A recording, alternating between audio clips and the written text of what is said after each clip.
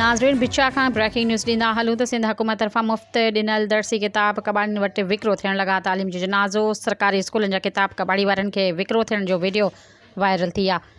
किताबनि ते हुकूमत सिंध जे मोहर ऐं बेनज़ीर जूं तस्वीरूं मौजूदु आहिनि। इन हवाले सां असां टेलीफोन लाइन ते मौजूदु आहे असां सां सजाद मेमण।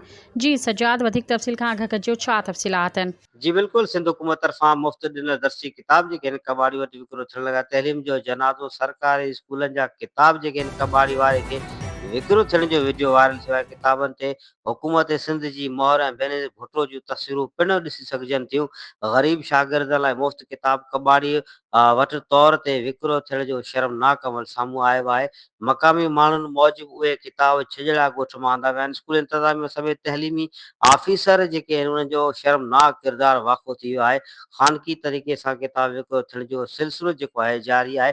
महकमा तइलीम जी ख़ामोशी ते अवाम ऐं ग़म में गुसो शागिर्दनि जो तइलीमी मुस्तक़बिल कबाड़ जो विकिरो छो थियो, हज़ारे सवाल उथण लॻा आहिनि। जी महिरबानी तफ़सीलात खां आगाही ॾियण लाइ। सब्सक्राइब कयो अवामी न्यूज़ HD खे ऐं ताज़ा तरीन ख़बरुनि लाइ ॾिसंदा रहो अवामी न्यूज़ HD।